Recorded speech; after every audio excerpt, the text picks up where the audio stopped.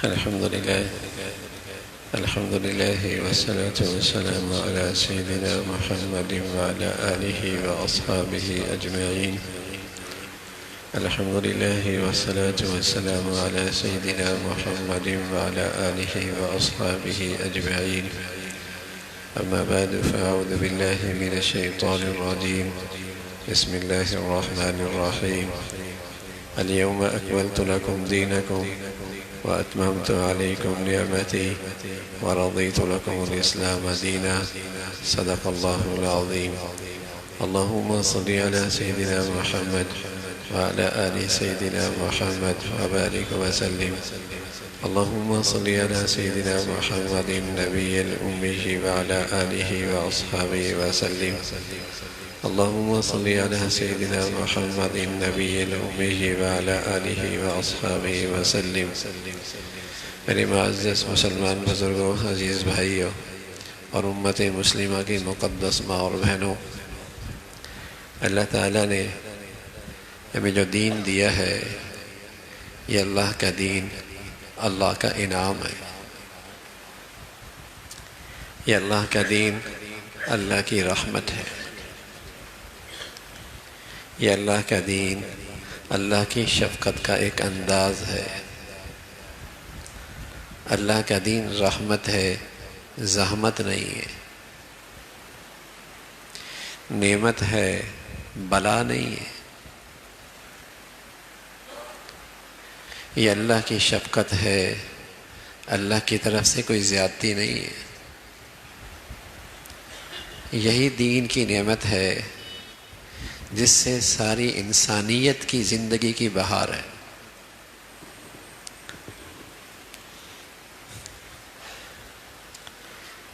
اللہ کے نبی نے ہمیں جو دین دیا ہے یہ ہمارے مشکلات سے ہمیں نکالنے کے لیے دیا ہے، مشکلات میں ڈالنے کے لیے نہیں دیا. یہ ہمیں پریشان کرنے کے لیے نہیں دیا، پریشانیوں سے حفاظت کے لیے دیا ہے. اللہ کا دین ناکامی کے لیے نہیں آیا ہے، ہمیں کامیاب کرنے کے لیے آیا ہے.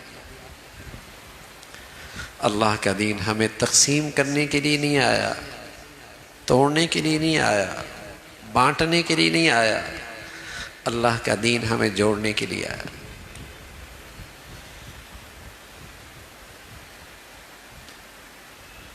لیکن بحیثیت مسلمان قوم نے اس دولت کی، اس نعمت کی قدر کوئی نہیں کی. قدر کوئی نہیں.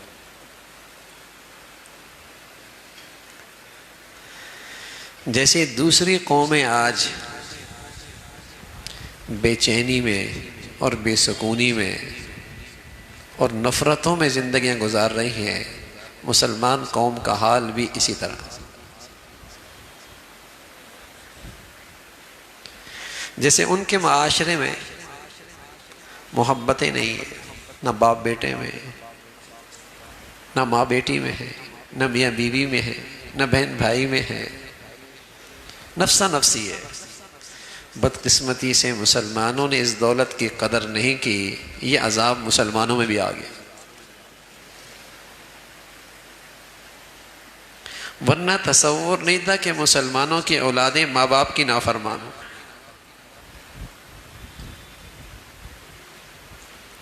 اور مسلمانوں کی اولادیں ماں باپ کے لیے مصیبت بن جائیں. تصور نہیں تھا. لیکن جب دین نکلا تو جو گندگیاں ان کے ہاں ہیں کہ بوڑھا ماں باپ گھر میں رہنے کے قابل نہیں ہے، اولڈ ایج ہوم میں رکھ دو.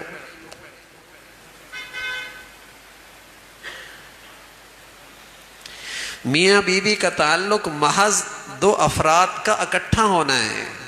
ان میں وہ اعتماد، وہ ایثار، وہ ایک دوسرے کے لیے قربانی کا جذبہ، ان کے ہاں اس کا تصور بھی نہیں ہے. لیکن اب یہ مسلمانوں میں بھی نہیں رہا.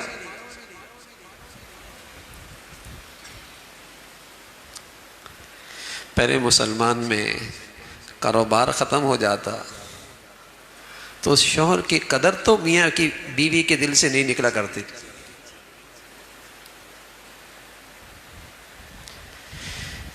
بیوی بستر پہ پڑ جاتی تھی لیکن وہ اپنے شوہر کی آنکھوں کی وفا سے تو محروم نہیں ہوتی تھی.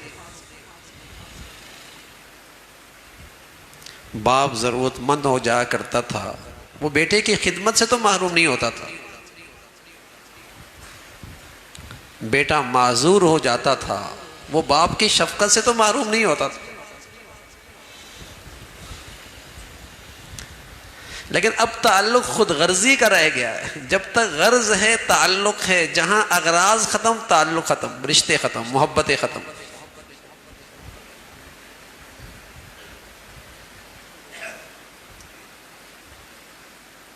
خود غرضی کا تعلق رہ گیا.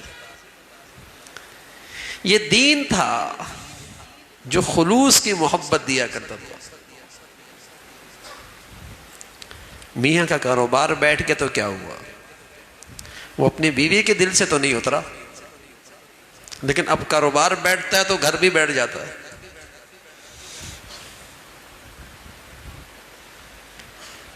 باپ کچھ نہیں کر پا رہا تو وہ اپنی اولاد کی احترام سے تو محروم نہیں تھا، لیکن اب تو اولاد کہتی ہے ابا آپ نے کیا کیا ہے میرے لیے، خون پسینہ بھی کر دے، زندگی بھی قربان کر دے، کہتے کیا کیا ہے آپ نے.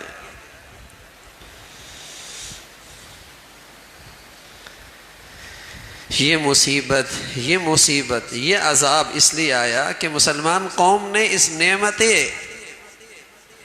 دین کی قدر کوئی نہیں کی. ورنہ تو یہ تو دنیا میں محبت اور سکون کی جنت دیا کرتا تھا. یہ دین تو اس دنیا میں سکون اور محبت کی مٹھاس کی جنت دیا کرتا تھا. جنت میں دو چیزیں ہوں گی، ہر جنتی کو ملے گی، سکون اور محبت. وہاں کوئی نفرت نہیں ہوگی اور وہاں کوئی بے چینی نہیں ہوگی. یہ ایمان والوں کو اس دنیا میں ملا کرتی تھی، سکون اور محبت. جھونپڑی میں ہوتا تھا وہ بھی جنت بن جایا کرتی تھی، کوٹھی میں ہوا کرتا تھا وہاں بھی اللہ کے نعمتوں سے لطف اندوز ہوا کرتا. دین ایسی چیز تھی.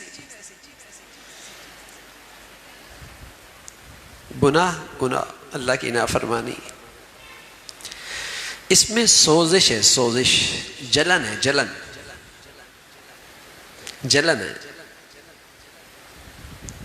جیسے سوئی کے اندر چبھن کی صلاحیت ہے نا، چبھتی ہے. لیکن کسی کے بازو پر اللہ نہ کرے وہ سن ہو چکا ہو، فالج گرا ہوا ہو، تو اسے سوئی کی چبھن محسوس نہیں ہوتی.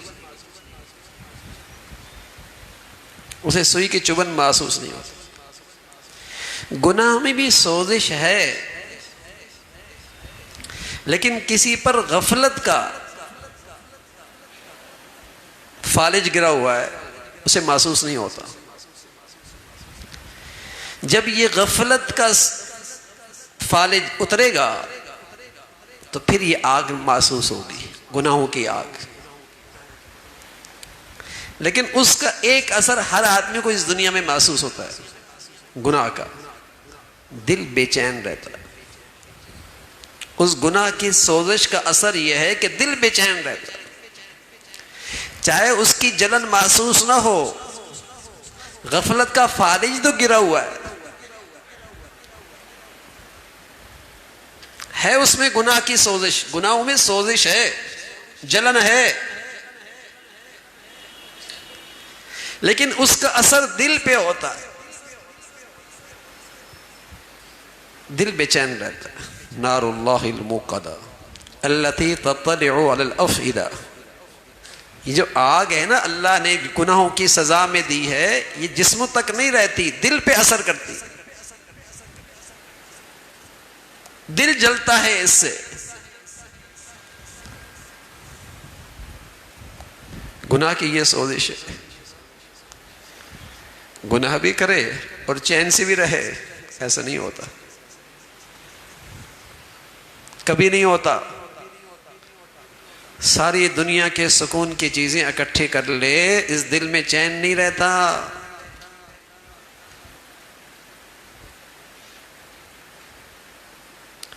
گناہوں کی نحوست سے آدمی کا دل کمزور ہو جاتا ہے.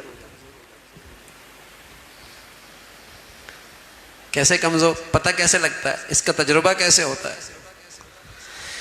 اس کا تجربہ اس وقت ہوتا ہے جب اس پر کوئی حادثہ پیش آئے، کوئی آزمائش آ جائے، کوئی امتحان میں پڑ جائے. جب دل کمزور ہوتا ہے یا تو یہ ڈپریشن میں چلا جاتا ہے، یا تو یہ مایوسیوں میں پڑ جاتا ہے، یا تو یہ ڈپریس ہو جاتا ہے، یا حواس باختہ ہو جاتا ہے. یہ آدمی خودکشی جو کرتا ہے یہ بزدل آدمی ہوتا ہے. یہ بزدل بہادر آدمی خودکشی نہیں کرتا. جو نشے کرتے ہیں یہ بزدل ہو جاتے ہیں، دل کمزور ہو جاتے ہیں. حالات کا، ناگواریوں کا، آزمائشوں کا اب ان کے اندر وہ طاقت ہی نہیں کہ مقابلہ کر سکے. بزدل ہو گیا تبھی خودکشی کرتا. گناہوں کی نحوست سے دل کمزور ہو جاتا ہے. اللہ کی نافرمانی سے دل طاقت کھو بیٹھتا ہے. یہ دل کی صحت کے لیے زہر ہے، زہر. اور بتائیے کمزور دل زندگی کے اس میدان میں کیسے صحت مند زندگی گزار سکتا ہے؟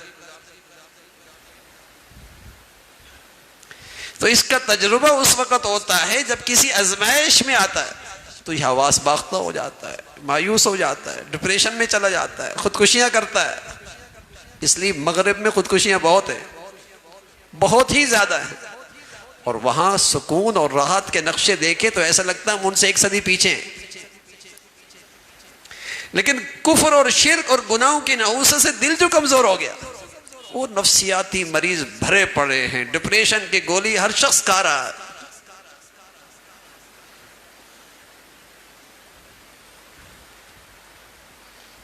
اب تو لوگ ڈپریشن نہیں سمجھ، کہتے ہیں ذہنی تناؤ ہے. ذہنی تناؤ بڑھ گیا.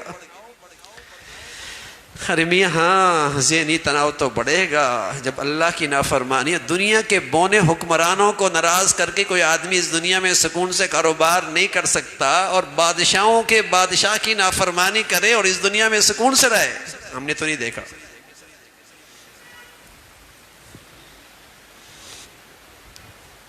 کبھی نہیں ہو سکتی.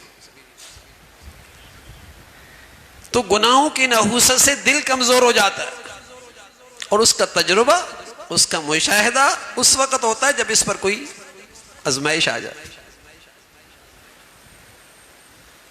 حواس باختہ، پریشان، ناشکری، شکوے، شکایت. اور سبحان اللہ، اللہ تعالی ہمیں وہ نیکی کی زندگی دے دے جو گناہوں کی گندگیوں سے پاک ہو. طاقت دل ایسا مضبوط ہوتا ہے، پہاڑوں جیسے حالات آتے ہیں لیکن یہ مستقل مزاج رہتا ہے، حوصلہ، امید، پرسکون، اطمینان.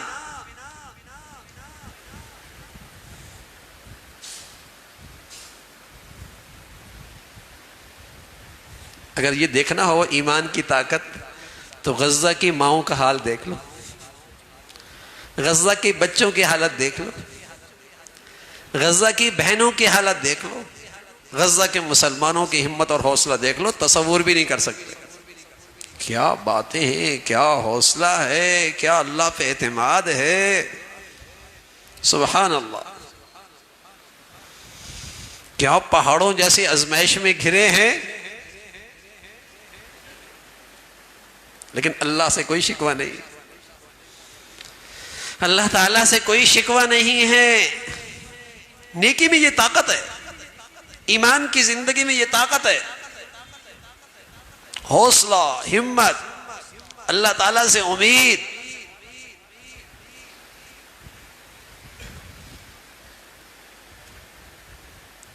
پرانی بات ہے، 20-25 سال پہلے کی. ایک عرب ساتھی تھا، اس کے بچے کہاں، بیوی کہاں، کوئی کہاں. تو اس سے کسی نے پوچھا کہ آپ اللہ کے اتنے نیک ہیں، اتنی بڑی آزمائش، دعائیں بھی کرتے ہیں، تو اس کے آثار کیوں نظر نہیں آتے؟ سبحان اللہ. اللہ دین کی سمجھ دیتے نا، عقل روشن ہو جاتی ہے. کہنے لگے آپ سے کوئی بچہ مانگتا ہے اور بچہ کا مانگنا آپ کو اچھا لگتا ہے تو آپ اس کو چیز فوراً نہیں دیتے، بلکہ آپ دیکھنا چاہتے ہیں کتنا اچھا منہ بناتا ہے، کیسے اچھا روتا ہے، کیسے اچھے طریقے سے مانگ رہا ہے. تو ہمیں یہ لگتا ہے اللہ کو ہمارا مانگنا پسند ہے، تو اگر اللہ کو یہی پسند ہے تو ہم اللہ کے اسی فیصلے پہ راضی ہیں. سبحان اللہ. ہمارا مطلوب مل جائے تو ہمارا مانگنا نہ رہے. تو اللہ تعالیٰ کو ہمارا مانگنا ہی پسند ہے. جب اللہ کو ہمارا مانگنا ہی پسند ہے تو ہم اللہ کے اس فیصلے پہ راضی ہیں. بتائیے یہ دین کی سمجھ آج کہاں ہے؟ یہاں تو یہ کہ اتنا مانگتا ہوں اللہ سنتا ہی نہیں. الیاذ باللہ.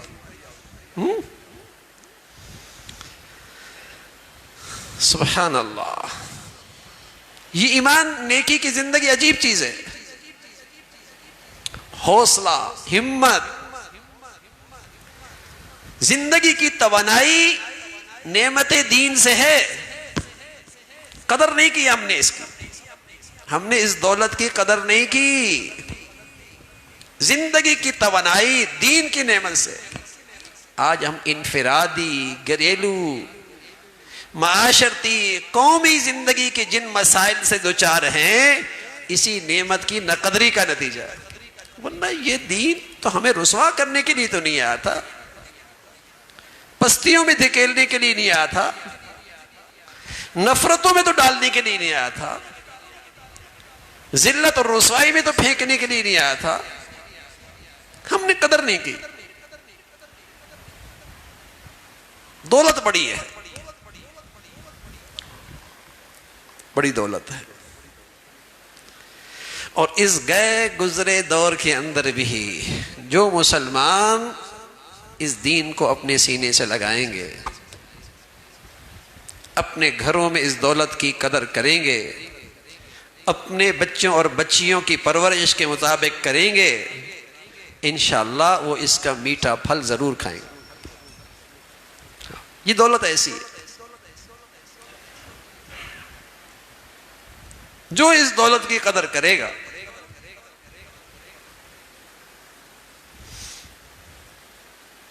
میرے پاس ایک صاحب آئے، کہنے لگے ہم دو بھائی ہیں اور ایک لمبے عرصے سے 50-50 اکٹھا کاروبار کر رہے ہیں. اب کئی سال ہو گئے، وہ بھی پیسے اٹھاتے رہے، ہم بھی اٹھاتے رہے. ان کی بھی بچوں کی شادیاں ہو گئیں، ہماری بچیوں کی بھی شادیاں ہو گئیں. ان کے بچوں نے بھی اسکول پڑھا، ہمارے بچوں نے بھی اسکول پڑھا. انہوں نے زیادہ اٹھائے، ہم نے کم اٹھائے. اب ہم وہ پورا عرصے کا جو انہوں نے زیادہ اٹھایا ہے سب لے سکتے ہیں؟ دین کیا کہتا ہے؟ تو انہوں نے محبت میں کہا ہم نے دین کا خیال کہاں رکھا. دین تو شروع سے یہ کہتا ہے جب تم کوئی معاملہ کرنے لگو تو معاملہ کرو اجنبیوں کی طرح، رہو بھائیوں کی طرح. معاملہ تو کرو اجنبیوں کی طرح، رہو بھائیوں کی طرح.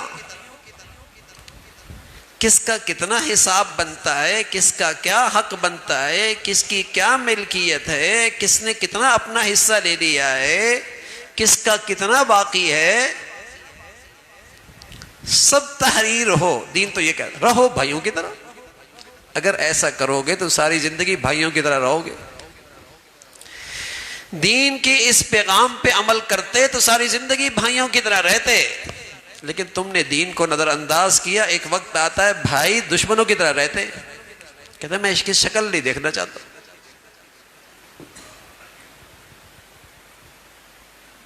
میں اس کے ساتھ بیٹھنا نہیں چاہتا.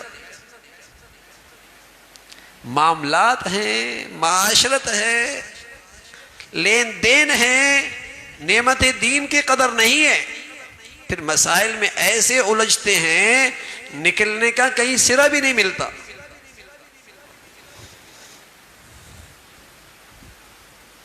وراثت چلی آ رہی،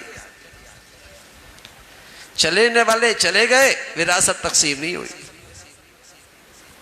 ہزاروں کی چیز لاکھوں میں نہیں کروڑوں پہ تو پہنچ گئی. اب کس کا دل کرتا ہے دینے کا؟ پھر وہ بیٹے آ گئے، اولادوں کی اولادیں آ گئی، زمینیں ویسے ہی پڑی ہوئی ہے. اللہ حفاظت فرمائے. اب ایسی نفرت ہے کہ ایک دوسرے کو دیکھنا برداشت نہیں. سکا خون ہے.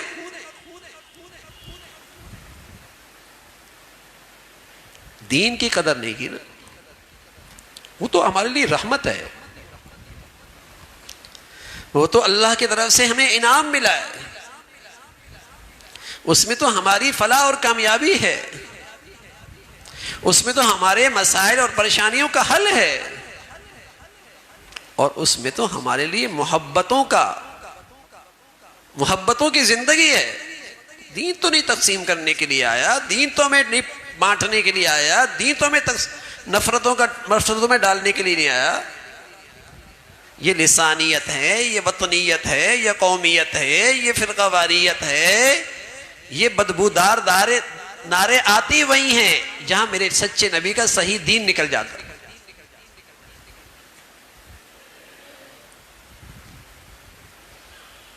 جہاں سے دین نکلتا ہے وہاں نفرت آتی ہے. یہ بڑی دولت ہے. تو میرے عزیزو، یہ اللہ کی طرف سے ملی ہوئی دولت ہے، اور اس دولت کا صحیح اندازہ اس وقت ہوگا کہ جن کے پاس یہ نہیں ہوگی نا، وہ اللہ کے دربار میں کہیں گے اے اللہ، ساری دنیا، اس کا سارا خزانہ، زمین و آسمان کی فضا بھی اس خزانے سے بھر جائے اور مجھے مل جائے، اے اللہ یہ سارا دے دوں گا، اور آج دین نہ ہونے کی وجہ سے جو نقصان ہو رہا ہے بس میں اس سے بچ جاؤں. وہاں اندازہ ہوگا یہ دین کیا دولت ہے. وہاں اندازہ ہوگا. یہاں تو نابینے ہیں نا، جیسے ایک چھوٹا بچہ ہوتا ہے، اسے اندازہ نہیں ہوتا کہ ہیرے کی کیا قیمت ہے. اس سے تو کوئی ہیرا لے لے اور ٹافی دے دے تو خوش ہو جائے گا. اس سے تو کوئی ہیرا لے لے اور چپس دے دے وہ خوش ہو جائے گا. نہ سمجھ جو ہے عمومی طور پہ ایسی نہ سمجھی ہے کہ دین جیسی دولت دنیا کے ٹکوں کی خاطر بیچتا ہوا نظر آتا ہے، دیتا ہوا نظر آتا ہے. حضور علیہ الصلوۃ والسلام فرمایا کرتے تھے یبیع دینہ بعرض من الدنیا.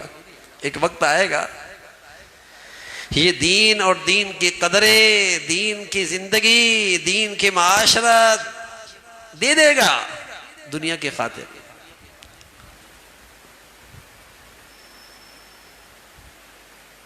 سب دے دے گا.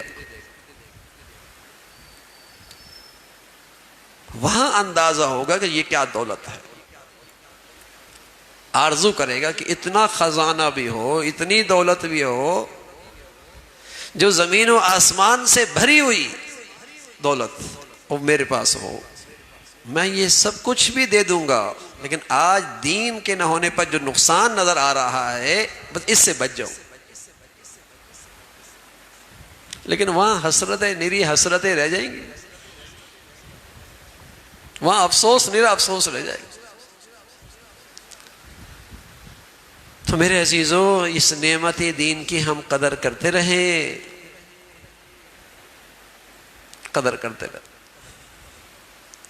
عمومی ذہنیت یہ ہے، عمومی ذہنیت یہ ہے، پیسہ ہے، دولت ہے، کاروبار ہے، تجارت ہے، ڈگریاں ہیں، زندگی اچھی ہو جائے گی.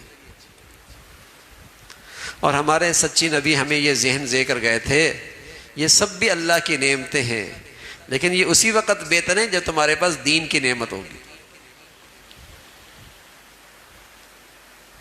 یہ سب بھی اللہ کی نعمتیں ہیں، لیکن یہ اسی وقت کارآمد ہوں گی، تمہیں نفع دیں گی جب تمہارے پاس دین کی دولت ہوگی.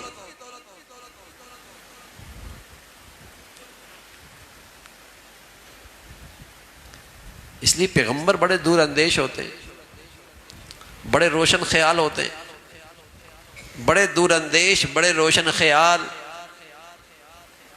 اور اپنے وقت کے سب سے بڑے علم رکھنے والے، وہ جب اپنی اولاد کے لیے اللہ سے کچھ مانگا کرتے تھے تو رزق بھی مانگتے تھے، معاش بھی مانگتے تھے، لیکن معاش اور رزق سے بھی پہلے ان کے لیے اللہ کا دین مانگا کرتے تھے۔ وہ دور اندیش ہوتے تھے، وہ روشن خیال ہوا کرتے تھے۔ جب اللہ تعالیٰ سے دعا بھی کرتے تھے اپنی اولاد کے لیے یا خود بھی فکر مند ہوتے تھے تو سب سے پہلے اپنی اولاد کے لیے دین کی نعمت، اللہ کی اطاعت فرما برداری کی زندگی، پھر معاش بھی، پھر رزق بھی، وہ بھی نعمتیں اللہ کی۔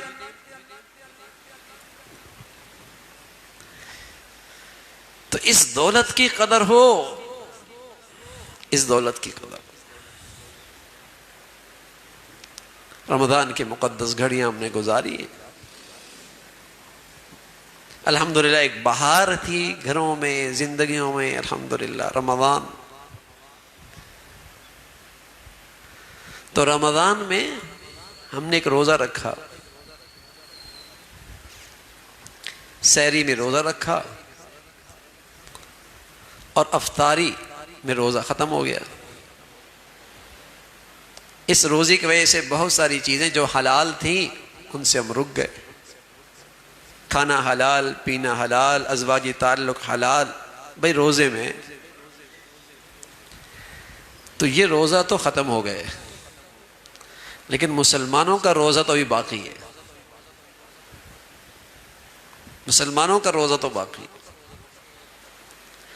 اور اس روزے کا آغاز ہوتا ہے جب آدمی بالغ ہوتا ہے، اس کی افطاری ہوگی جب آدمی کی روح نکلے گی، اس کا وقت اس وقت ختم ہوگا، اور وہ افطار کرے گا حضور علیہ الصلوۃ والسلام کے پاس جا کر حوض کوثر پہ پانی پیے گا، اور اللہ کے ہاں اس کی خصوصی دعوت ہوگی، وَسَقَاهُمْ رَبُّهُمْ شَرَابًا طَهُورًا، اللہ خود پانی اور شراب پلا رہے ہوں گے۔ تو رمضان کے روزے تو ختم ہو گئے، لیکن جس روزے کی نیت ہم نے یوں کی، لا الہ الا اللہ محمد الرسول اللہ، یہ ہم نے نیت کی ہے، اور اس کا وقت کب شروع ہوا؟ جب بلوغت ہوئی، اس کا وقت ختم ہوگا جب روح نکلے گی، اس کا افطار ہوگا حضور علیہ الصلوۃ والسلام کے ساتھ۔ وہ اسلام کا جو روزہ ہے جس کے صدقے میں رمضان کے روزے ملے، وہ روزہ تو باقی ہے۔ اب رمضان کے روزے کس کے کتنے قیمتی گزرے، کس نے رمضان کتنا بڑھیا گزارا، کس کے رمضان کا سیزن لگا، تو کیسے پتہ چلے گا؟ وہ پتہ چلے گا کہ اس کے اسلام کے روزے میں کتنی تازگی آ گئی، یہ پتہ چل جائے گا کہ اس کا رمضان کیسے گزرا۔ رمضان کے روزوں میں پیاس لگی ہوئی ہے، فرج موجود ہے، کوئی دیکھ بھی نہیں رہا، اکیلا ہے، پانی نہیں پیتا، کہتا روزے میں ہوں، کہتا روزے میں ہوں۔ ہاں بھائی، دنیا کی نظریں نہیں، قانون کی رسائی نہیں، اور زندگی کے ان دنوں کے اندر یہ کہہ رہا ہے کہ میں مسلمان ہوں، اللہ دیکھ رہا، میں نہیں کر سکتا، میں نہیں غلط کر سکتا، میں نہیں اللہ کا حکم توڑ سکتا، میں مسلمان ہوں، میں نے اسلام کا روزہ رکھا ہے، میں ہر چیز نہیں کھا سکتا، ہر چیز نہیں پہن سکتا، شترے بے مہار کی اتنا پیسہ نہیں کما سکتا، میں اسلام کے روزے میں حلال کماؤں گا، صرف حلال پیوں گا، حلال کھاؤں گا، حلال دیکھوں گا، حلال بولوں گا، حلال سنوں گا، میں روزے سے ہوں، میں اسلام کے روزے میں ہوں۔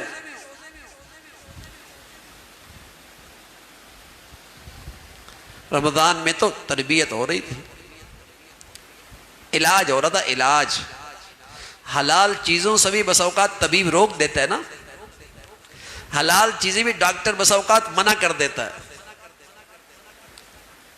تو رمضان تو تربیت ہو رہی تھی، علاج ہو رہا تھا کہ حلال چیزوں سے بھی روک دیا، حلال کھانا نہیں، حلال پینا نہیں، میاں بیوی کا تعلق حلال، اس سے بھی روک دیا۔ لیکن اسلام کے روزے میں یہ نہیں ہے، اسلام کے روزے میں تو صرف یہ کہ صرف حرام سے رک جاؤ، حلال کھاؤ، حلال پیو، حلال تعلق رکھو، حرام سے بچ جاؤ۔ یہ روزہ تو باقی ہے۔ تو کس کا رمضان کیسا گزرا، اس کو اس روزے سے اندازہ ہو جائے گا کہ اس روزے میں کتنی فکر پیدا ہو گئی، کتنی تازگی آ گئی، کتنا اہتمام شروع ہو گیا۔ اسے بازار میں اس روزے کا لحاظ ہے، اسے شادیوں میں اس روزے کا لحاظ ہے کہ میں مسلمان ہوں، میں ہندوؤں کی طرح شادی نہیں کروں گا، عیسائیوں کی طرح نہیں کروں گا، غیر مسلموں کی طرح کاروبار نہیں کروں گا۔ یہودی سود لیا کرتے، منافق جھوٹ بولا کرتا، فرمایا منافق خائن ہوا کرتا، جس کے اندر ایمان نہیں ہوتا وہ آج شکنی کرتا ہے۔ جس نے اسلام کا روزہ رکھا ہو نا بھائی، وہ تھوڑی سود خور ہوتا ہے، وہ تھوڑی خائن ہوتا ہے، وہ تھوڑی جھوٹ بولتا ہے۔ اگر رمضان کی زندگی میں مجھے بازار کی زندگی میں،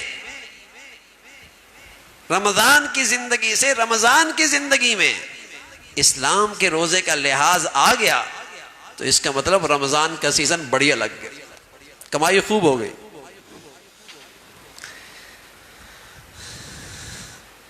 میں شادیوں میں جا رہا ہوں، شادیاں کر رہا ہوں، شادیوں میں آنا جانا ہے، میں ہندو کی طرح تو شادیوں میں نہیں جا سکتا کہ مرد عورت مخلوط، عیسائیوں کی طرح تو نہیں کر سکتا۔ مسلمانوں میں تو اسلام کا روزہ ہوتا ہے کہ عورتیں الگ، مرد الگ، حیا ہے، حیا، غیرت ہے، غیرت۔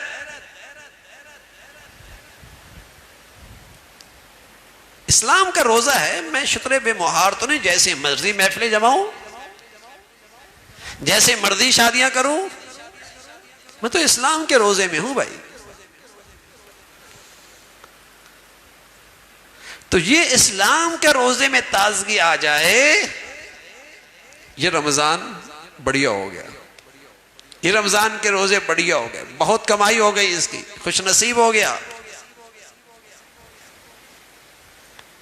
کہ اسلام کے روزے میں تازگی آ گئی۔ تو میرے عزیزو، ہم اللہ کا شکر بھی ادا کریں کہ اللہ نے رمضان کے روزے دے دیے، ہم اس بات کی فکر بھی کریں کہ رمضان کی دولت حاصل کتنی ہوئی۔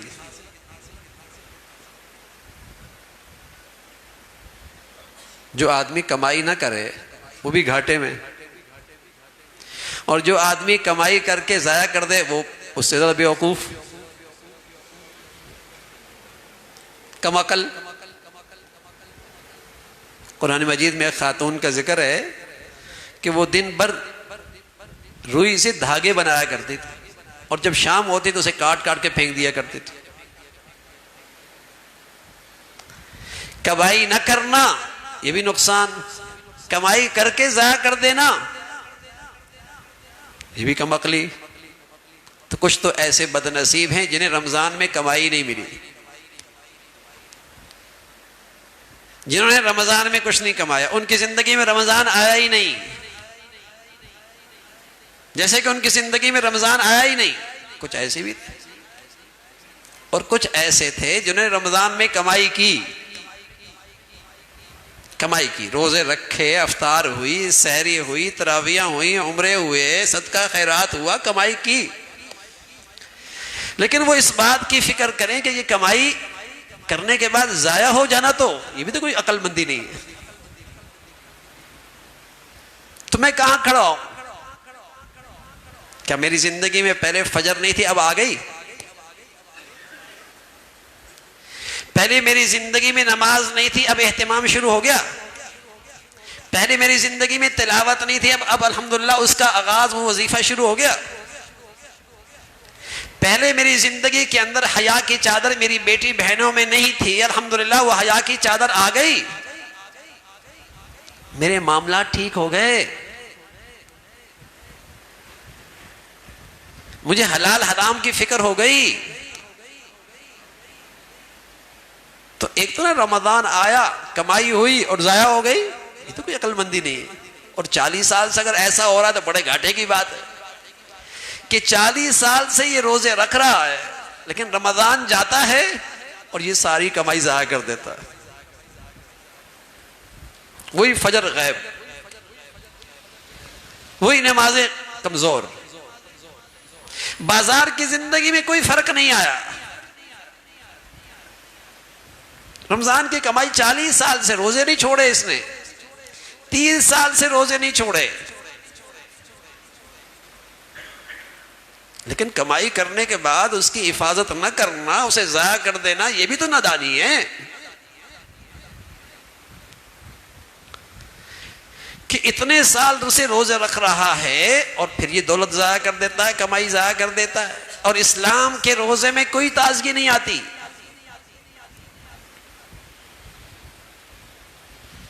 تو میرے عزیزو، یہ فرصت کے لمحات بار بار نہیں ملا کرتے، یہ زندگی ہمیشہ ساتھ نہیں رہتی، یہ زندگی کا چراغ بجھ جایا کرتا ہے، کہیں بھی سفر کا اختتام ہو جاتا ہے۔ تو اتنی بڑی دولت ملی ہے، ہم نے اس کی حفاظت کرنی ہے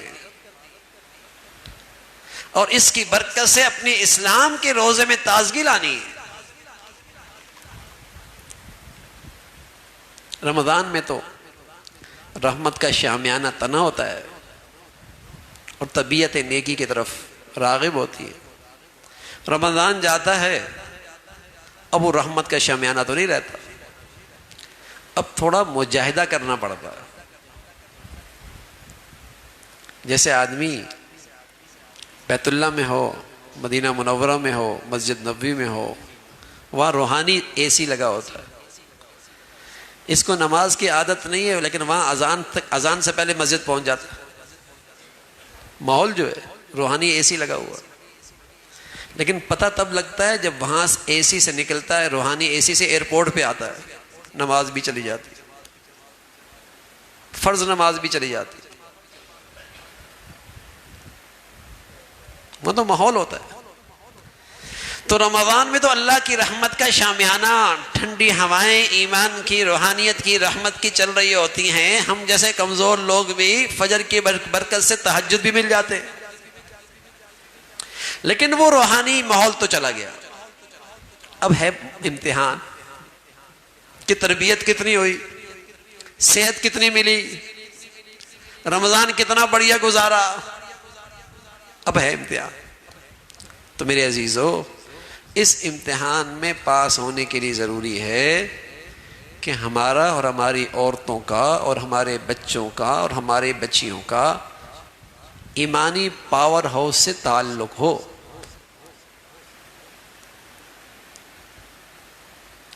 اس بجلی کا رابطہ اگر پاور ہاؤس سے ہوگا تو روشنی آتی رہے گی،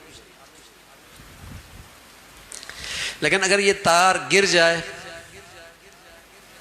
پاور ہاؤس سے کٹ جائے، تو کوئی بھی آ کے اٹھا کے لے جائے گا، کوئی بھی چرسی بھی اٹھا کے لے جائے گا، تار جو کٹ گئی پھر تو روشنی نہیں آئے گی۔ تو مسلمانوں کا پاور ہاؤس کیا ہے جس سے ان کی ایمان کو، ہدایت کو روشنی ملتی رہتی ہے؟ تو اللہ میاں نے بتایا، یا ایھا الذین آمنوا اتقوا اللہ وکونوا مع الصادقین، اے ایمان والو تقوی اختیار کرو اور سچوں کے ساتھ زندگی گزارو۔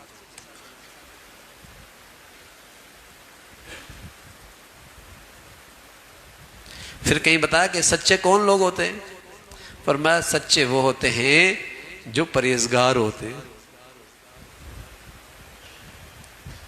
جو گناہوں پہ اصرار نہیں کرتے، جن کی زندگی میں اللہ کی نافرمانی نہیں ہوتی، جو عقیدے کے سچے ہیں، قول کے سچے ہیں، عمل کے سچے ہیں، کردار کے سچے ہیں، جن کی صحبت میں بیٹھنے سے تمہیں اللہ یاد آ جائے. اذا رؤوا ذکر اللہ، جن کی صحبت میں بیٹھنے سے تمہیں فکر آخرت نصیب ہو جائے، جن کے پاس بیٹھنے سے تمہیں دنیا کی برغبتی نصیب ہو.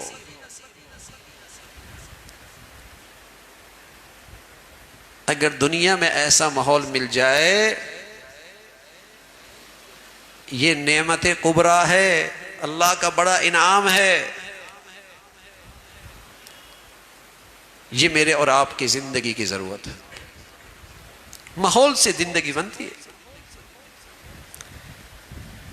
جب تک اس پاور ہاؤس سے رابطہ رہے گا، روشنی آتی رہے گی، دین کی باتیں سنتے رہیں گے، اس ماحول میں آ کر تازگی آتی رہے گی، انشاءاللہ گرتے پڑتے چلتے رہیں گے. ورنہ میرے عزیزوں اگر یہ ماحول نہ ملا تو آدمی جیسی کیسی بھی زندگی گزار رہا ہوگا مطمئن بہت ہوگا. جمعے کی پڑھ رہا ہوگا تب بھی مطمئن ہوگا، عید کی پڑھ رہا ہوگا تب بھی مطمئن ہوگا. اس کا سارا اسلام صرف عبادات تک ہوگا، وہ مطمئن ہوگا. ہر آدمی اپنی جگہ پر مطمئن ہوگا، اسلام کے لحاظ سے سب مطمئن.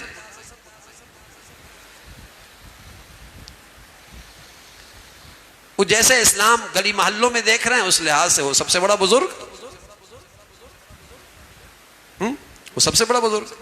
اگر وہ بیچاری ایسی مخلوق کو دیکھ رہی ہے جس کے جسم پہ کپڑے بھی نہیں ہیں، تو اگر دوپٹہ پہن لے گی چاہے وہ کتنا ہی باریک کیوں نہ ہو تو وہ بھی اپنے آپ کو بزرگ کہے گی. اس لیے کہ جو دیکھ رہی ہے وہ تو بہت ہی کمزور ہے نا دین کا تصور. تو اپنوں سے اچھی دینداری کی صحبت اختیار کرنا جس سے ایمان میں تازگی آئے، دین پہ چلنے کی فکر ہو، کہیں نصیب ہو جائے. یہ میری بچیوں کی بھی ضرورت ہے، ہمارے بچوں کی بھی ضرورت ہے، ہماری عورتوں کی بھی ضرورت ہے. یہ ماحول ضروری ہے. غلطی پھر بھی ہوگی، ہم کامل پھر بھی نہیں بنیں گے، لیکن اس صحبت کی برکت سے یہ ہوگا کہ توبہ کی توفیق مل جائے گی. اس پاور ہاؤس اور اس روشنی کا نتیجہ یہ ہوگا کہ ہمیں اپنی غلطی نظر آنے لگ جائے گی. یہ احساس ہوگا کہ میاں غلط ہو گیا. تو جیسے نیک اور پارسا لوگوں کے ہاں نیک اور پارسا لوگوں کی اللہ کیا بڑی قدر و قیمت ہے، ایسی توبہ کرنے والوں کی بھی اللہ کیا بڑی قیمت ہے.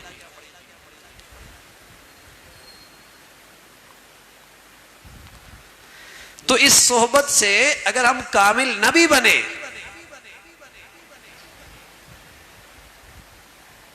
لیکن اتنا ضرور ہوگا میرے عزیزو کہ اپنی کمیاں نظر آنے لگ جائیں گی، اپنی کمزوریوں کا احساس ہونے لگ جائے گا، توبہ کی توفیق ہونے لگے گی. یہ بھی بڑی دولت، یہ بھی بڑی دولت ہے. ورنہ تو بھائی گناہ بھی کر رہے ہیں، اصرار بھی کر رہے ہیں، گناہوں پہ فخر بھی کر رہے ہیں، گناہ ہمارے ہاں اسٹیٹس بھی بن گیا ہے، لیکن اپنے اسلام پہ پھر بھی مطمئن ہے، اپنی مسلمانی پہ پھر بھی مطمئن. پھر تو ایسا ہی ہوگا. اور یہ ہلاکت ہے، یہ بربادی. تو ایک چیز تو میرے عزیزو یہ کرنا ہے، پہلی چیز اپنے آپ کو اس ماحول سے جوڑ، کہیں بھی مل جائے، جہاں مناسبت ہو، جہاں طبیعت ملتی ہو، لیکن وہاں ایمان میں تازگی، آخرت کی فکر، اپنی غلطیوں کا احساس نصیب ہو جائے. ایک چیز تو یہ ہے. دوسری چیز میرے عزیزو مردوں کے لیے یہ ہے کہ کوشش کریں کچھ بھی ہو جائے نماز باجماعت مسجد میں. عورتیں جیسی نماز کا وقت ہو تو نماز کا اہتمام، اور نماز بڑھیا کریں، سنتیں، نوافل، خشوع، دھیان، وقت کی رعایت، جماعت کا خیال، بڑھیا نماز پیارے نبی صلی اللہ علیہ وسلم نے مسلمانوں کی تربیت کے لیے سب سے پہلی جو چیز بتائی وہ نماز بتائی. فرمایا تمہارے بچوں کی عمر 7 سال کی ہو جائے نمازی بناؤ. یہ ان کی تربیت کی بنیاد ہے. نہ پڑھنے پر 10 سال کی عمر میں سخت تنبیہ کرو. یہ تربیت کی بنیاد ہے. اس سے انشاءاللہ اچھائیاں آنے لگیں. لیکن بڑھیا نماز ہو, نماز اچھی ہو. اس لیے کہ نماز کی تاثیر قرآن نے بتائی کہ یہ برائیوں سے روک دیتی ہے, بے حیائی کے کاموں سے روک دیتی ہے. اگر میری نماز مجھے برائی سے نہیں روک رہی تو نماز میں کمی نہیں ہے, میری نماز میں کمی ہے. حکیم الامت تھانوی رحمۃ اللہ علیہ سے کسی نے کہا میں نماز پڑھنے گیا اور ایک نمازی نے میری چپل چوری کر لی. فرمایا بیٹے ایسا نہ کرو, نمازی نے چپل چوری کر دی. یہ نمازی نہیں تھا, یہ تو چور تھا, نمازیوں کا روپ بنا کے آیا تھا. ورنہ نماز سے تھوڑی چوری کرتا ہے. یہ تو بہروپیہ تھا, یہ تو بہروپیہ تھا. تو نماز میں تو یہ طاقت ہے کہ برائیوں سے روک دیتی ہے. لیکن میری نماز بھی ہو نا, بڑھیا کیجئے نماز. بھائی دوائی میں طاقت ہے, صحت اللہ نے اس کی تاثیر رکھی ہے. مرچوں میں کڑواہٹ ہے, نمک میں نمکین پنا ہے. لیکن اگر اس میں ملاوٹ کر دیں گے تو مرچوں کی کڑواہٹ کم ہو جائے گی, اس کی نمکین پنا کم ہو جائے گا, ملاوٹ جو کر دی. تو نماز میں یہ تاثیر ہے, لیکن بڑھیا نماز ہے. تو نماز بڑھیا ہو, جماعت کے ساتھ ہو, نوافل اور سنن کے ساتھ ہو, اس کو بڑھیا کریں. خواتین بھی بڑھیا کریں. 2 چیزیں ہو گئی. تیسری چیز, مرد عورت روزانہ تھوڑی سی قرآن کی تلاوت کا معمول بنا لیں. ہم یہ نہیں کہتے آپ 1 سپارہ پڑھ لیں, یہ بھی نہیں کہتے آدھا سپارہ کر لیں. بھائی 1 پاؤ بھی پڑھنا شروع کر دیں, چلو 1 صفحہ ہی پڑھنا شروع کر دیں. پیارے نبی صلی اللہ علیہ وسلم نے فرمایا قرآن کی تلاوت کا یہ اثر ہوتا ہے, اس سے دل کا زنگ دور ہوتا ہے, اس سے دل کی سختی ختم ہوتی ہے. چلو ہماری 24 گھنٹے میں ہم سے کمزوریاں بھی ہو رہی ہیں, لیکن طاقت کی دوائی بھی تو کھا رہے ہیں نا بھائی, تاکہ کمزوری بڑھ نہ جائے. تلاوت کا معمول بنا. سب سے اچھا وقت نماز سے پہلے, نماز کے بعد, فجر کے بعد, فجر سے پہلے نصیب ہو جائے. ورنہ اگر پورا دن تلاوت نہ کر سکا, رات کو سونے سے پہلے کر. پہلے مسلمانوں میں تلاوت کا معمول ہوتا تھا بھائی. یہ قرآن میں 7 منزلیں, 1 منزل روز پڑھا کرتے تھے. ہفتے میں مسلمان قرآن ختم کر لیا کرتے. یہ امت کے عام مسلمانوں کا حال تھا. خواص کی تو بات ہی کچھ اور تھی. وہ تہجد میں الگ قرآن ختم کر رہے ہوتے تھے, نمازوں میں الگ, عام تلاوت الگ ہوتی تھی. 3 قرآن چل رہے ہوتے تھے.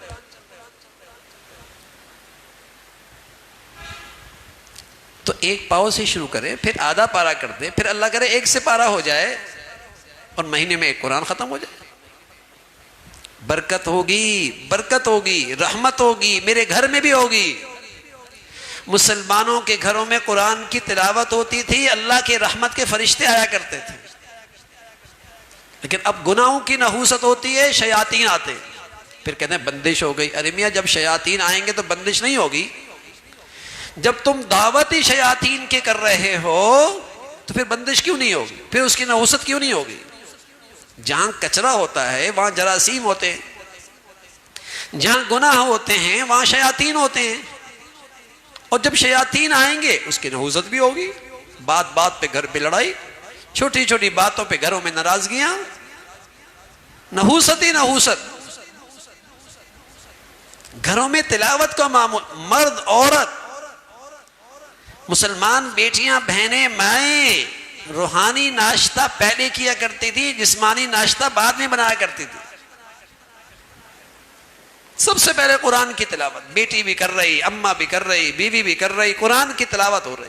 پھر دیکھیں برکتیں گھروں میں, سکون دیکھیے. بعض مساجد میں بڑا سکون ہوتا ہے, تو کہتے ہیں یار بہت مزہ آتا ہے, سکون بہت ملتا ہے, نیکیاں ہوتی ہیں نا بھائی. تو مسلمانوں کے گھروں کا ماحول بھی ایسا ہوتا تھا کہ نیکیاں ہوتی تھی, گھروں میں سکون آتا تھا, گھر داخل ہوتے ہی مزہ آتا تھا. رحمت کے فرشتے جو تھے. تو اپنے آپ کو اچھے ماحول سے جوڑ کے رکھیں، نماز بڑھیا کریں اور قرآن کی تلاوت کا معمول بنیں. کچھ بھی ہو جائے تلاوت ضرور کریں، اور گھر کے ہر فرد کرے، ہر فرد قرآن کی تلاوت کرے. آہستہ آہستہ اللہ کرے گا وہ تلاوت بڑھتی چلی جائے گی. اور آخری چیز میری ذات سے کسی کے ساتھ زیادتی نہ ہو، ظلم نہ ہو، زبانی، جسمانی، مالی، زبانی، جسمانی، مالی، کسی طرح کسی کے ساتھ میری طرف سے زیادتی نہ ہو، ظلم نہ ہو. بس اوقات ہماری زبانیں کینچی کی طرح چلتی، دیکھتی نہیں سامنے کی عزت نفس مجروح ہو رہی ہے. طنز، تانے، سامنے والے کا دل کٹ جاتا ہے. یہ ظلم ہے، یہ زیادتی ہے. اس سے دینداری نہیں بنتی، اس سے نیکیاں نہیں محفوظ رہتی. یہ وظیفوں پہ وظیفے پڑھ رہی ہے لیکن زبان اللہ اکبر کینچی کی طرح کاٹتی. بہت وظائف پڑھتی ہے لیکن زبان کی کرواہٹ الامان والحفیظ. تو ہماری زندگی ایسی ہو کہ کسی کے ساتھ زیادتی نہ کریں، ظلم نہ کریں کسی کے ساتھ. تو ماحول سے جڑ کے رہیں، اپنے بچوں کو، اپنے گھر والوں کو، اپنی عورتوں کو ایسے ماحولوں میں لے کے جائیں. نماز بڑھیا، تلاوت کا معمول، اور زیادتی اور ظلم نہ ہو. اور رات کو بستر پہ جانے سے پہلے تھوڑی دیر کے لیے، کمیاں ہو جاتی ہیں، ہم سب بڑے کمزور لوگ ہیں، غلطیاں کر بیٹھتے ہیں، کوشش کے باوجود بھی غلطی کر بیٹھتے ہیں. رات کو سونے سے پہلے اس خیال سے کہ پتہ نہیں صبح نہ اٹھوں. کیا ایسے لوگ نہیں گزرتے کہ سوتے ہیں اور نہیں اٹھتے؟ اس خیال سے کہ پتہ نہیں صبح زندگی ملتی نہیں ملتی، تھوڑی دیر بیٹھ کے 3 منٹ 4 منٹ اللہ سے سچی معافی مانگ لیا کریں. یہ روز کا معمول بنا لیں. استغفر اللہ، استغفر اللہ، پھر غلطی کر لی، اللہ پھر غلط کر بیٹھا. میرے عزیزو، اگر یہ 5 چیزیں ہم کرتے چلے گئے تو اللہ کی ذات سے امید ہے جیسے رمضان کے روزے مبارک گزرے، انشاءاللہ اسلام کا روزہ بھی بڑا ہی مبارک گزرے گا، اور اسلام کے روزے کے اندر بھی بڑی تازگی، اور اللہ سے امید ہے کہ ہمارا خاتمہ اسلام پہ ہو جائے گا، اس کی برکت بھی ہمیں نصیب ہو. تو ان 5 چیزوں کا اہتمام میرے عزیزو ہم اس کا آغاز کریں، تاکہ وہ جو رمضان کی برکتیں ہیں اور رمضان کی مبارک زندگی ہے، اللہ کرے اس میں اور ترقی ہو اور اس کے ثمرات ہمیں اپنی زندگی میں نظر آئیں. اللہ تعالیٰ بھائی مجھے بھی اور آپ کو بھی جو کچھ کہا سنا عمل کی توفیق نصیب فرمائے. وآخر دعوانا الحمد للہ رب العالمین. اللہم لک الحمد کلو ولک الشکر کلو، اللہم لک الحمد کلو ولک الشکر کلو. اللہم اعنا علی ذکرک وشکرک وحسن عبادتک.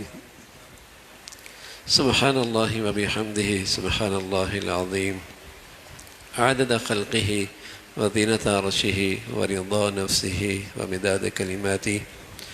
اللہم لا نحصی ثناء علیک انت کما اثنیت علی نفسک. اللہم اعنا علی ذکرک وشکرک وحسن عبادتک. یا حی یا قیوم برحمتک نستغیث، اصلح لنا شأننا کلہ ولا تکلنا الى انفسنا طرفة عین. یا حی یا قیوم برحمتک نستغیث، اصلح لنا شأننا کلہ ولا تکلنا الى انفسنا طرفة عین. یا ارحم الراحمین، جو کچھ کہا سنا عمل کی توفیق نصیب فرما. ہمیں ایمان والی، عافیت والی، صحت والی زندگی عطا فرما. اے مولا کریم، رمضان کی مقدس گھڑیاں، رمضان کی عبادات آپ نے نصیب فرمائی. اللہ اس کی برکتیں، اس کے ثمرات اور اس کی توانائی ہمیں پوری زندگی نصیب فرما، پورے سال نصیب فرما. زندگی بھر ہمیں پرہیزگاری کی زندگی عطا فرما، گناہوں کی نحوستوں سے محفوظ فرما، عبادات کا ذوق شوق نصیب فرما، تلاوت کا ذوق شوق نصیب فرما۔ اے مولا ہمیں پیارے حبیب صلی اللہ علیہ وسلم کے اخلاق کا حصہ نصیب فرما، پیارے حبیب نبی صلی اللہ علیہ وسلم کے پیارے اخلاق ہم سب کو نصیب فرما۔ یا ارحم الراحمین نعمتوں بھری زندگی نصیب فرما، روحانی جسمانی نعمتیں عطا فرما۔ اے مولا حادثات سانحات موذی اور دیرپا بیماریوں سے اسپتالوں کی زندگی سے محفوظ فرما، اپنے فضل سے ہمیشہ نعمتوں بھری زندگی عطا فرما، نعمتوں میں شکر گزاری عطا فرما، نعمتوں میں اپنی فرما برداری عطا فرما، نہ شکری سے نہ فرمانی سے یا ارحم الراحمین ہمیشہ محفوظ فرما۔ یا ارحم الراحمین تمام حاضرین حاضرات کی تمام جائز حاجات کو پورا فرما، مشکلات کو آسان فرما، پریشانیوں کو ختم فرما، ہمیشہ حلال عطا فرما، برکت والا عطا فرما، حرام سے محفوظ فرما۔ اے مولا کریم ہمیشہ نیکی سے مناسبت نصیب فرما، نیکوں سے تعلق نصیب فرما، نیکوں کی محبت نصیب فرما، شر سے محفوظ فرما، شریروں سے حفاظت فرما، حاسدوں سے حفاظت فرما، برائی کرنے والوں کی برائی سے محفوظ فرما۔ اے مولا کریم برائی سے نفرت نصیب فرما، بروں سے محفوظ فرما۔ یا ارحم الراحمین اپنے فضل سے پوری امت اسلامیہ پہ رحم فرما، تمام بلاد اسلامیہ کی حفاظت فرما، دنیا بھر کے مظلوم مسلمانوں کی مدد اور نصرت فرما۔ اے مولا کریم غزہ اور فلسطین کے مسلمان ماں بہن بیٹیوں کی مدد اور نصرت فرما، ان کے دلوں میں سکینہ نازل فرما، انہیں ہمت اور استقامت عطا فرما، ان کی شہادتوں کو قربانیوں کو قبول فرما کر امت میں دینی غیرت پیدا فرما، دینی بیداری پیدا فرما۔ اے مولا کریم مسلمانوں میں اسلامی اخوت کو زندہ فرما، اسلامی بھائی چارہ عام فرما، اہل اسلام کو نفرتوں سے اور ظالم اور بے دین حکمرانوں سے نجات نصیب فرما۔ یا ارحم الراحمین ہمارے ملک کو سلامتی عطا فرما، یہاں تخریب کی اور بے دینی کی اور بے حیائی کی طاقتوں کو نیست و نابود فرما، نیکی کی اور خیر کی اور تعمیر کی قوتوں کو غلبہ نصیب فرما۔ یا ارحم الراحمین ہمارے ملک کو ظاہری باطنی ترقی عطا فرما، اس کو اندرونی بیرونی خطرات سے محفوظ فرما، یہاں ایمان ہدایت کی فضاؤں کو عام فرما، ہماری زندگیاں صلاحیتیں وسائل قبول فرما۔ یا ارحم الراحمین ہمیں سلامتی کی زندگی نصیب فرما، ہمارے شہر پہ رحم فرما، ہمارے ملک پہ رحم فرما، پوری امت مسلمہ کے حال پہ رحم فرما۔ ربنا تقبل منا إنك أنت السميع العليم وتب علينا إنك أنت التواب الرحيم وصلى الله على سيدنا محمد وعلى آله وأصحابه أجمعين برحمتك يا رب۔